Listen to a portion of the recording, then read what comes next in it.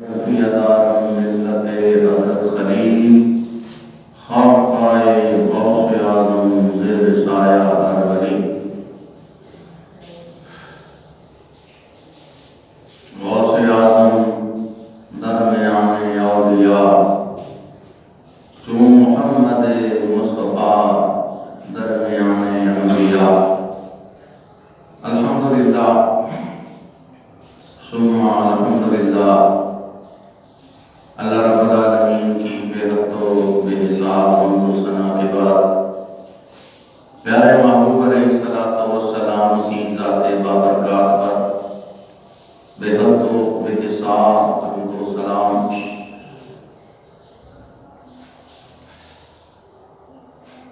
درود و سلام کے بعد میرے نہایت واجب الاحترام بزرگوں دوستوں سامعین ناظرین الحمدللہ اللہ رب العالمین کا فضل اور احسان ہے جس پاک ذات نے ہمیں اپنی بارگاہ میں حاضری کی توفیق عطا فرمائی۔ آج کا موضوع تبرکات کی فضیلت۔ تبرکات کیا ہیں، ان کی شرعی حیثیت کیا ہے اور ان کی فضیلت کیا ہے۔ نمبر 1، تبرک کسے کہتے ہیں؟ ہر وہ چیز جس سے اللہ کی رحمت ظاہر ہو اسے تبرک کہتے ہیں۔ اللہ رب العالمین کی ذات بابرکات سورہ ملک میں اللہ تعالیٰ نے اپنی ذات کے بارے میں ارشاد فرمایا، تبارک الذی بیدہ الملک، پاک ہے وہ ذات، بابرکت ہے وہ ذات، برکت والی ہے وہ ذات جس کے قبضہ قدرت میں تمام جہان ہیں، اور اسی طرح اللہ رب العالمین کے اسماء مبارکہ وہ بھی برکت والے ہیں۔ اسی طرح انبیاء علیہ السلام کی ذات وہ بھی برکتوں والی ہے، اور آپ کے اسماء بھی یعنی انبیاء کے اسماء بھی برکتوں والے ہیں۔ اللہ رب العالمین جس چیز میں چاہے برکت رکھ دے اور جس چیز سے چاہے برکت کھینچ لے۔ بعض لوگوں کے پاس مال دولت بہت زیادہ ہوتا ہے، لیکن اللہ رب العالمین ان کے مال اور دولت سے برکت کھینچ لیتا ہے، اور وہ ان کے لیے دنیا میں کافی نہیں ہوتا مال۔ اور بعض لوگوں کا رزق حلال ہوتا ہے اور انتہائی قلیل ہوتا ہے، لیکن اللہ رب العالمین اس میں برکت ڈال دیتا ہے تو وہ اس کے لیے کافی ہو جاتا ہے۔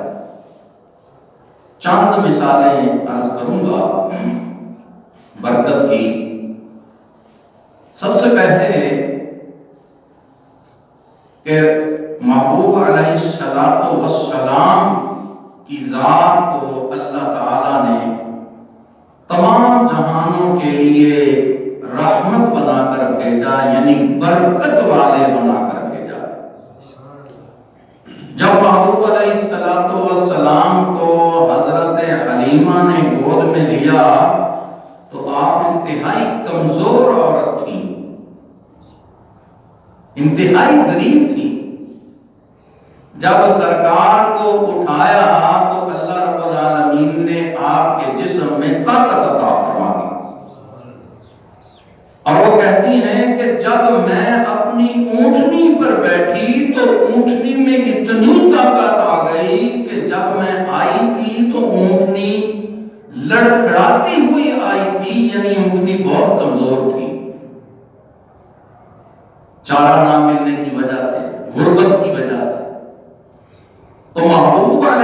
अलैहिस्सलाम की ज़ात, हजूर का जिस्म मुबारक भी बरकतों वाला है।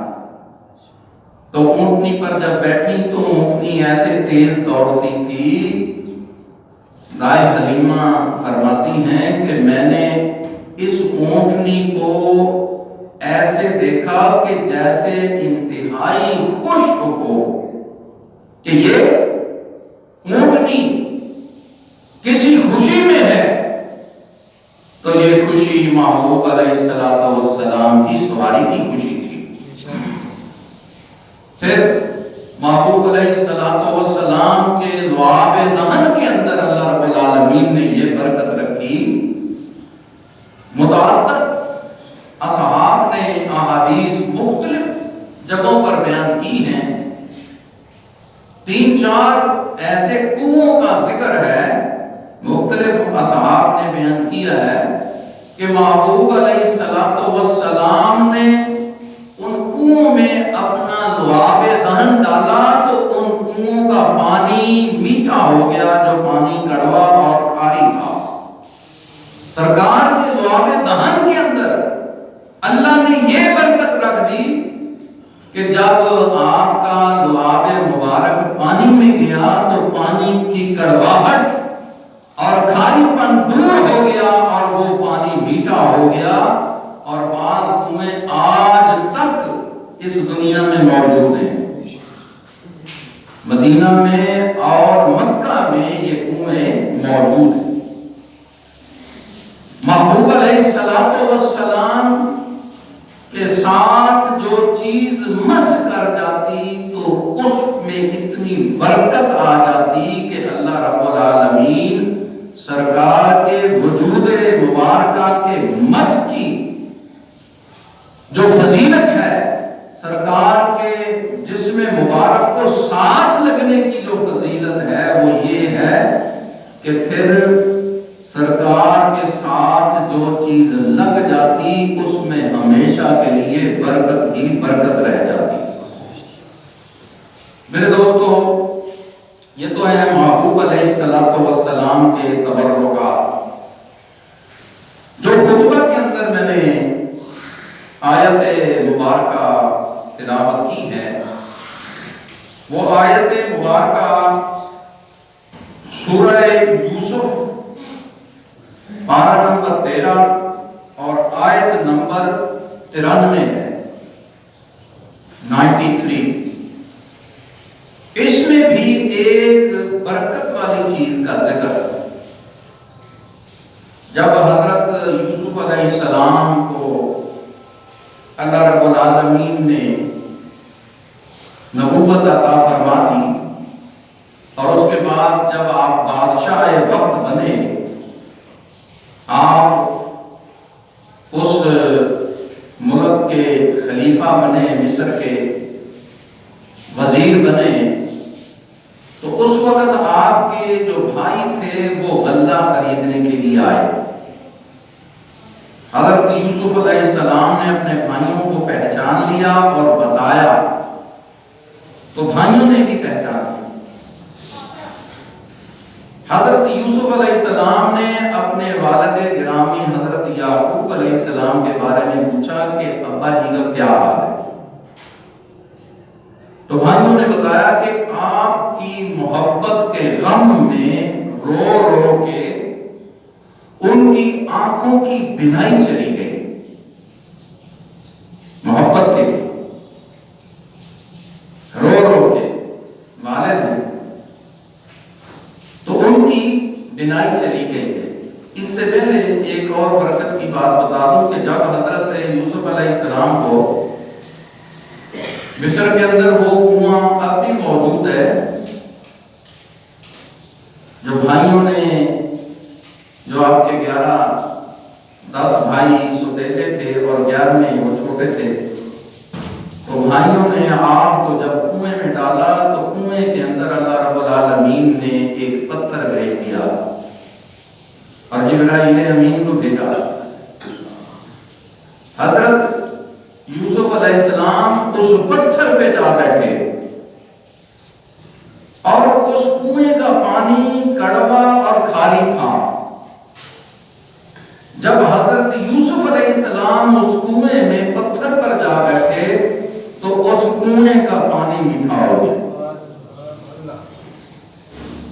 اللہ کے نبیوں کے جسم کی برکت ہے. جا کے بیٹھے, کوئی دم نہیں کیا, کوئی دعا نہیں کی, بیٹھے بس. اللہ رب العالمین نے حضرت جبرائیل امین کو جنت سے ایک قمیض دے کر بھیجا.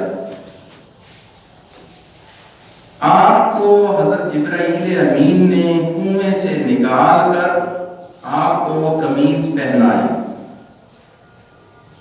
مفسرین نے یہ لکھا ہے کہ قمیض جو ہے ایک چاندی کی نلکی میں تھی. جنت کی قمیض تھی, وہ ظاہر ہے وہ ریشم کی ہو. ریشم تو ریشم کی یہ خاصیت ہے کہ انتہائی لطیف ہوتا ہے. لطیف سے مراد انتہائی باریک اور ہلکا ہوتا ہے, وزن بہت کم ہوتا ہے اس کا, اور بہت بڑا کپڑا جو ہے ایسے اس کو جوڑا جائے تو ایسے چٹکی میں آ جاتا ہے. بہت بڑا کپڑا بھی چٹکی میں آ جاتا ہے. تو مفسرین نے لکھا کہ اس وقت آپ کے گلے میں وہ نلکی جو ہے جس کے اندر قمیض تھی وہ ڈال دی گئی. تو دوبارہ پھر آپ کو کنویں میں بٹھا دیا گیا. یہ اللہ کی مشیت, آزمائشیں ہیں اللہ کی اپنے بندوں کے ساتھ. تو آپ کے پاس اس وقت وہ قمیض تھی. اب حضرت یوسف علیہ السلام نے جب اپنے بھائیوں سے پوچھا تو انہوں نے کہا کہ والد گرامی کی آنکھوں کی بینائی جو ہے وہ ختم ہو چکی ہے. آپ کی محبت میں, آپ کے غم میں روتے رہتے ہیں, اور ان کی اب بینائی بالکل ختم ہو چکی ہے, اب ان کو نظر نہیں آتا. تو اس وقت حضرت یوسف علیہ السلام نے فرمایا اذهبوا, تم جاؤ, بقمیصی, یہ میری قمیض لے جاؤ. آپ نے وہ قمیض نلکی میں سے نکال کر وہ ان کو دی. یہ قمیض لے جاؤ, ھذا فألقوہ, تو یہ قمیض جو ہے یہ ڈال دیں علی وجہ ابی, میرے والد گرامی کے چہرے پر ڈال دینی. چہرے پر قمیض جو ہے کیا کرنی ہے, یوں چہرے پر ڈال دینی ہے. یا کی بصیرہ, آپ کی بینائی ٹھیک ہو جائے گی, بینائی واپس آ جائے گی. ان کو ایسے ہی دکھنے لگ جائے گا جس طرح وہ پہلے دیکھتے تھے. تو جب بھائیوں نے قمیض لی تو راستے میں جب آپ کا بھائیوں کا قافلہ چلا تو حضرت یعقوب علیہ السلام نے وہاں پر کیا فرمایا, اپنے گھر میں فرماتے ہیں کہ مجھے حضرت یوسف علیہ السلام کی خوشبو آ رہی ہے. جو باقی ان کے وہاں پہ چونکہ بیٹے تو اتر گئے ہوئے تھے, بیٹوں سے مراد پوتے, نواسے وغیرہ, تو انہوں نے کہا کہ بات یہ ہے کہ آپ اپنے بیٹے کی پرانی محبت میں گم ہیں تو اس لیے آپ کو خوشبو آ رہی ہے.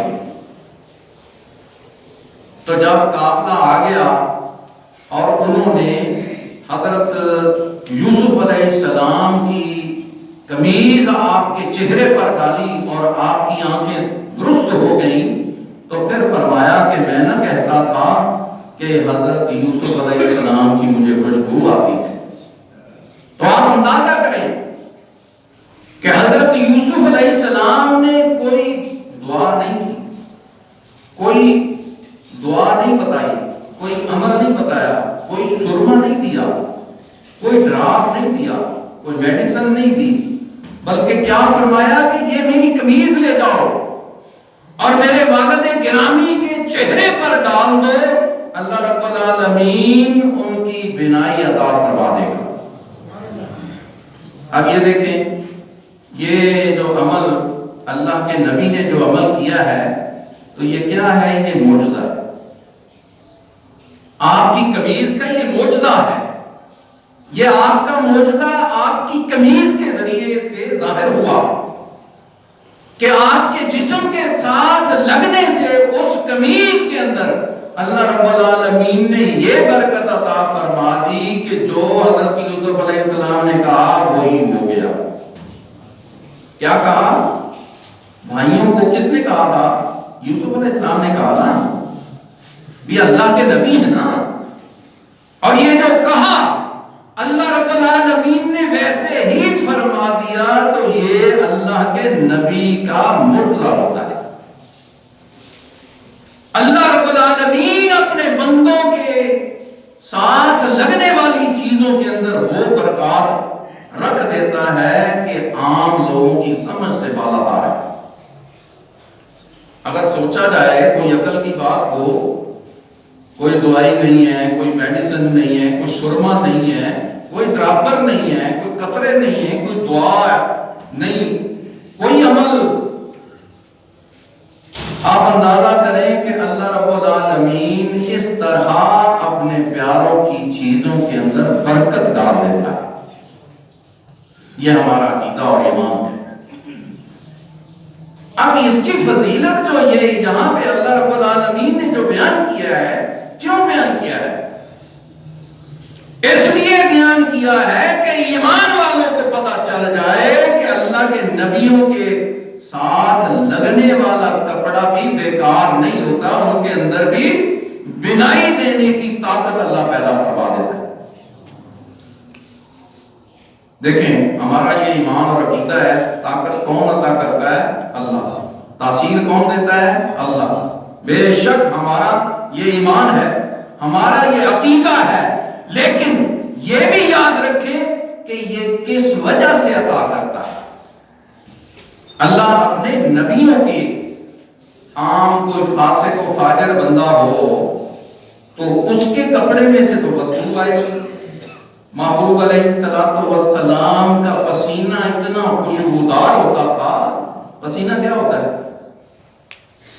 یہ جو کچھ بھی ہم کھاتے ہیں نا، جسم کے اندر جو جاتا ہے، دودھ ہے، شربت ہے، چائے ہے، کھانا پینا ہے، جو بھی کھاتے ہیں، پھل کھاتے ہیں، تو اس کا جو انتہائی باریک جو لطیف عرق جو ہوتا ہے نا، عرق، اس کو پسینہ کہتے ہیں۔ اسی سے خوشبو بنتی ہے۔ عرق جو ہے نا، یہ جو حکمت کو کچھ جاننے والے لوگ ہیں تو وہ خوشبو جو بنتی ہے، پھولوں کا عرق نکالا جاتا ہے تو وہ خوشبو بنتی ہے۔ اس کا سارا پروسیس وہی ہے جو جسم کے اندر سے نکلتا ہے پسینہ۔ جس طرح جسم کے اندر سے پسینہ نکلتا ہے، اسی طرح پھولوں میں سے ایک طریقہ ہے، وہ حکمت والے جانتے ہیں کہ وہ اس کا عرق نکال کر پھر اس کو خوشبو بنایا جاتا ہے۔ تو محبوب علیہ السلام کے جسم سے نکلنے والا جو پسینہ تھا وہ بھی تمام خوشبوؤں سے زیادہ خوشبودار تھا۔ تو آپ اندازہ کریں ہم میں اور ان میں کوئی فرق نہیں ہے۔ سرکار دو عالم صلی اللہ علیہ وسلم کا لعاب دہن کنویں میں ڈلے اور وہ کنواں میٹھا ہو جائے، اس کی کڑواہٹ اور کھاری پن ختم ہو جائے، میرا اور آپ کا اگر کوئی لعاب کہیں پہ گر جائے تو دوسروں کو گھن آنا شروع ہو جاتی ہے، برا لگتا ہے۔ کیوں؟ کہ ہمارے لعاب میں اور حضور کے لعاب میں زمین و آسمان کا فرق ہے۔ سرکار دو عالم صلی اللہ علیہ وسلم کا جو لعاب دہن ہے وہ سرکار کی نبوت والا لعاب دہن ہے۔ ہم تو خطا کار لوگ، تو ہمارا لعاب بھی تو ویسا ہی ہوگا نا۔ تو آپ اندازہ کریں کہ محبوب علیہ السلام کو جو اللہ رب العالمین نے عظمتیں اور تبرکات عطا کیے ہوئے ہیں، ان کا کوئی کہنا نہیں ہے، ان کی کوئی حد نہیں، اس کے بارے میں ہم کوئی بیان نہیں کر سکتے کہ کہاں تک کمال ہے۔ محبوب علیہ السلام کو اللہ رب العالمین نے آپ کے تمام ظاہری جسم کے جتنے بھی اعضاء ہیں، تمام اعضاء میں اللہ تعالیٰ نے بے حساب برکتیں عطا فرمائی ہوئی۔ ہم ان کا احاطہ نہیں کر سکتے، اللہ رب العالمین جانتا ہے۔ تو میرے دوستو، اس کی تبرکات کی فضیلت اگر نہ ہوتی تو اللہ رب العالمین قرآن میں نہ بیان کرتا۔